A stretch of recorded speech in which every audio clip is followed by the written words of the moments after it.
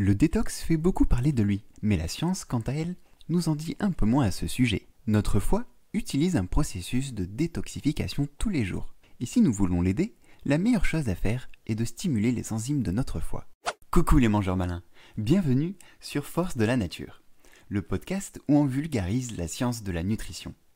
Pour débuter une bonne année en bonne santé, je vous partage aujourd'hui un article qui concerne la détoxification. Le détox 2.0, une enzyme naturelle capable de détoxifier notre corps mieux que quiconque. C'est parti.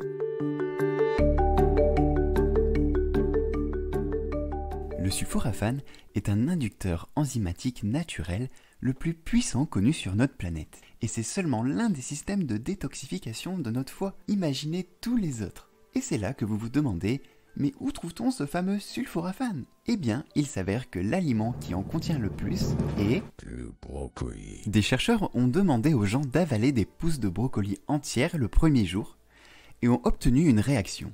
Leur estomac est arrivé à faire une petite absorption. Mais le troisième jour, lorsqu'ils ont pu mâcher les graines germées, on peut constater que beaucoup plus ont été absorbés par leur organisme. En micromoles par gramme de graines, le brocoli décroche la médaille d'or, le chou rave la médaille d'argent et le chou-fleur la médaille de bronze. Petit arbre magique qu'est le brocoli, il contient une source exceptionnelle de sulforaphane. Mais vous savez ce qui est encore plus étonnant ? C'est qu'il n'en contient pas.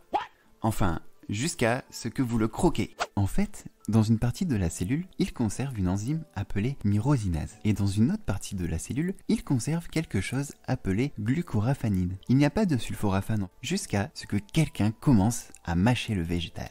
Pendant cette action, les cellules sont écrasées. L'enzyme se mélange avec la glucoraphanide et soudain, le sulforaphane est né. La plante utilise ce système comme défense contre les dangers extérieurs. À vos marques, prêts, mâchez. Indice nutricolore. Le brocoli est un aliment feu vert. Ce qu'il faut retenir. Le sulforaphane peut être créé seulement après que la plante crue ait subi une attaque. Toute la famille des crucifères possède du sulforaphane, mais sa source la plus élevée à l'heure actuelle se trouve dans le brocoli. Nos conseils de Noé. Après ces études citées, vous pouvez imaginer que la plupart d'entre nous ne cuisinent pas correctement le brocoli. Pour élaborer un velouté de brocoli par exemple, nous faisons cuire le brocoli et ensuite nous mixons le tout. Mais pour profiter des bienfaits du sulforaphane, il est préférable de fonctionner à l'envers. C'est-à-dire d'abord mixer, écraser ou émincer le brocoli afin que l'enzyme se crée et ensuite le cuire. Si vous connaissez la méthode Pomodoro, vous pouvez l'utiliser en attendant 25 minutes avant de cuire l'aliment pour une libération enzymatique optimale. Gare aux crucifères surgelés. Certains légumes surgelés ont été blanchis avant l'emballage pour préserver une bonne conservation. En contrepartie, aucun sulforaphane ne sera créé. Que vous attendez 1 heure ou que vous l'émincez tel un grand chef japonais. Mais si vous les saupoudrez de réfort, qui est une racine utilisée pour la fabrication du wasabi, comme par magie, du sulforaphane sera créé. Les germes de crucifères sont encore plus riches et moins onéreuses, mais nous reparlerons en détail de la germination dans d'autres épisodes.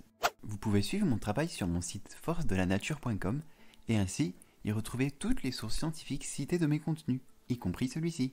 N'hésitez pas à vous abonner si vous voulez rester informé de toutes mes recherches. Dites-moi ce que vous en pensez en commentaire et likez si ça vous a plu. Je vous souhaite une excellente année remplie d'amour et de bonheur. À bientôt sur Force de la Nature. Ciao.